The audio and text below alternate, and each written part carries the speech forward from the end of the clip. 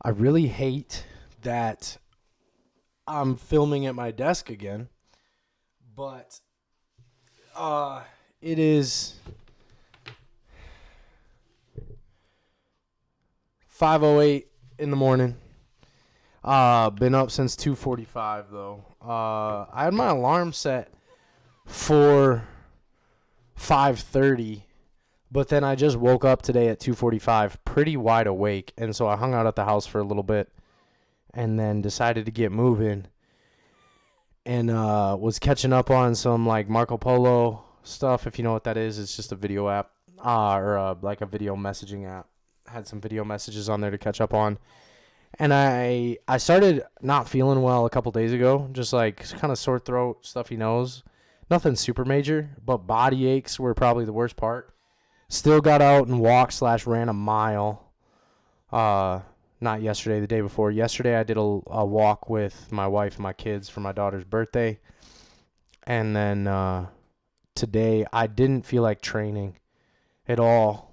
But, there was a lot of thoughts that went through my head on why I should. And the body ache still, I'm still feeling pretty sore. But when we look at body, mind, spirit, even on the days where you're training and it doesn't necessarily feel like your body is in it, you're training your mind. You're training your mind to push past its weak spots, push past difficulty, and so on. So really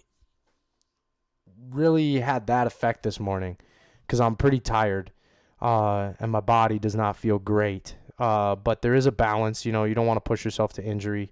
I feel like I kind of understand that line. So for me, I don't feel like it was, a danger to do what I did today. But today, all I did was some repeats where, try to go a lap as fast as I can and then walk a lap and then do another lap as fast as I can. So I did 2 laps back to back running.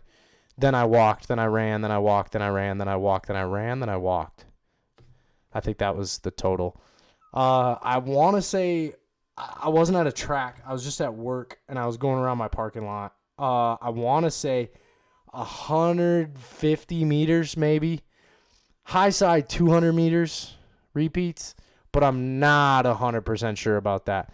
It's pretty dark out, and it's windy. I did film this video outside with some cool lighting and in the parking lot, but the wind was a little killer today. So, but the point of today and this video is I want to talk about the 3 mighty men of David. All right, Eleazar, Shammah, and Ishbal. Okay, this story has become one of my favorites, and I'm reading a book right now, the Mighty Men of David. And in the book, he covers some of these concepts. And so I'm going to repeat a little bit of what I read in the book, but also just from scripture and kind of my own mindset behind it. But there's this story in the Bible of David when he is being hunted by Saul, and he's also cornered by the Philistines. And so he's out and he's hiding in this cave, right? The Philistines are taking over. They've taken over his hometown of Bethlehem, and Saul hates him and is, hunting him down. So he's hiding out in this cave system hillside, and there's this ragtag of people that ended up joining him, and he's has this army kind of being built, but he has these 3 mighty men. They're the elite. They're the special forces, okay? These guys, it's kind of where I got the Spearhead podcast title is from this group of men and these stories in the Bible. But it's interesting. David says at one point what I would do. I'm paraphrasing a little bit, okay? So just bear with me. What I would do for a drink of water from the well at the gate of Bethlehem, which he can't get because it's overrun by Philistines, okay, the enemy. And he just says this in passing. You and I have probably said this before. You ever moved from somewhere and you're like, oh, what I wouldn't do? Or you're just craving something. Oh, what I wouldn't do for a Klondike bar. No, what would you do for a Klondike bar? Whatever. You get the point. We've said that before. It's kind of a wishful phrase. It's not necessarily like he was, really saying like, let's go do this. Okay. Yet these three guys heard him say this. Eleazar, Shammah, and Ishbal. They heard David say this, and they took it as a command. And so they went and got him the water. These three guys went to Bethlehem and the gate, overrun by Philistines. Now, the Bible doesn't descriptively tell us what all ensued, but we obviously know what happened, okay? Scripture kind of summarizes it for us. It doesn't tell in detail, though I wish it would. Because if it knew the battle we were having for masculinity these days, it would have been nice to hear that. What that was. What that, you know what I'm saying. So these guys went and got that water and brought it back to their leader. Now, what happens next and after that, that's not necessarily what I want to get into, although it's a very pertinent part of the story. But what I want to talk about today is those three men.